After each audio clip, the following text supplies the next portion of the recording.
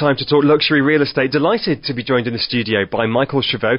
He's the president and CEO of Shvo. He is described variously as the most successful young real estate broker in Dubai, the most loathed real estate, in New York, the most loathed real estate broker in New York, and many other monikers as well. Michael, good evening. Thanks for joining us. Good evening. Michael, you're in Dubai for various reasons, partly because your company has an operation in Dubai.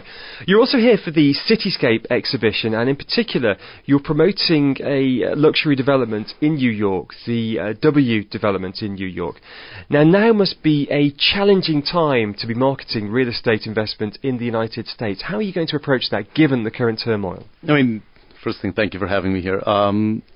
The property market in New York currently is obviously seeing what other markets are seeing. There is some turmoil around the world with everything that's going on in the financial markets. But as you're looking at super high-end luxury developments in different parts of the world, those properties are still maintaining their value. Being in Dubai, in New York, in London, the top of the market, the unique product is still maintaining its value because there's still a tremendous amount of liquidity in the market. Where we're seeing a lot of product get hurt is mostly in the middle of the market where people are buying that ordinary product that doesn't really have much of a difference. Michael, I'm looking at a very impressive sales brochure here for W, New York downtown. And there looks certainly nothing toxic in this. Incredible apartments. How much is the top of the range one going for here? I mean, they're starting at $1 million up to full floors at $10 million. So really, there's quite a range. The nice thing about this particular project, it is the tallest residential building in downtown Manhattan, right, just across from the site of the World Trade Center. It's a very important building, an important site, and we elected to bring this project here mostly because it is a hotel. W is known as a very hip, young, happening hotel, and as I said, there's tremendous amount of interest from the UAE to diversify investment, putting investment in other capitals of the world, because as places like Dubai, prices have been gone up and quite extensive. New York all of a sudden looks like as a great opportunity to invest in because the prices are the same as Dubai, if not actually cheaper. So people from the Emirates will still be prepared to splash out $10 million for a floor of this either that, or for $1 million they can have a little, well, not that little, but have an apartment in the W in New York where they can come there, and when they want to be in New York, have a little place, get all the hotel services, have all the hotel amenities, and have an apartment actually in a hotel. $1 million ain't what it used to be, is it? When we were talking about the fact that you deal in the end of the market that isn't the commodity that's super luxury, I'd have thought we'd be talking 7 figures rather than 6. Well, $1 million buys you a more or less a 600 square foot apartment. So a very small one bedroom, 60 square meters. That's what you're going to buy here.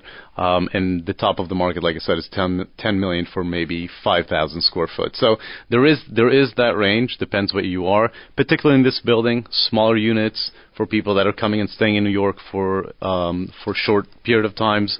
And that's really what we're seeing here. The interesting thing, you talk about $1 million.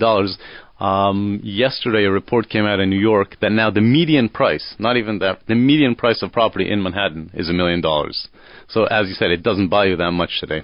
You're also doing something in Abu Dhabi, Nurai, is that right, Michael? Correct. Tell us more. Yeah, we were involved in early May in the creation and the launch of the Nurai Island, just off the coast of Abu Dhabi. It's an island that was launched just before Cityscape Dubai. We worked there with the local developer Zaya to work on the concept and creation of the product. We've built quite an elaborate sales office, actually floating in the middle of the ocean on this island. It was quite an experience, and I'm sure you know the prices of that product have gone all the way up to 8,000 dirhams a foot, highest priced selling product in Abu Dhabi and the fastest selling product in Abu Dhabi. And how far advanced is that project? That project is right now in construction. It will be delivered in something like 18 months. Michael, our top story tonight on the Business Tonight is a financial scandal, if you like, and there's been a few of those in Dubai. In particular recently, many of them related to the real estate industry. You've come here mainly with experience in the United States, some in Europe as well, and you're coming here. What's your impression of the standards of, if you like, corporate governance that you've witnessed in this part of the world? I mean, first thing, when coming from other parts of the world, as you said, we have developments that we're involved in literally in every part of the world, from Asia to Africa to Middle East and to Americas. It's quite impressive if you see what Dubai has achieved in this short period of time.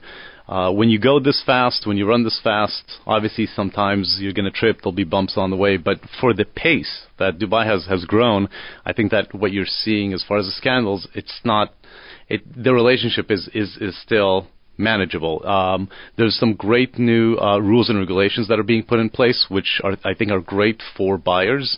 It's something that you're seeing taken from other markets. RERA, which now regulates the entire development between escrow accounts into actual who can sell and what could be sold, in the long run are going to be great for developers.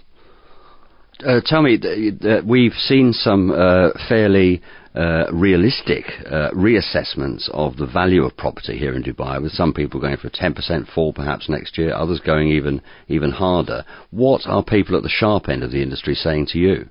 I mean, people definitely think that there will be a leveling off and probably a little cool down in the Dubai market, and I think that it's actually healthy because Dubai right now is acting as a single market, which means everything goes up together. There's no real diversity. As markets get mature, as Dubai is obviously becoming now a true mature market, buyers will start differentiating between good product, which in my opinion will still continue going up. People will actually pay more and pay serious premiums for great product, and will not be willing to pay for product that's not up to standards. And that's something that now developers are going to have to learn how to deal with. How do you create a unique product that in a market that will eventually be saturated, buyers will come to you as opposed to going to the guy next door? Michael Shvo, the marketing real estate guru, the president and chief executive of Shvo.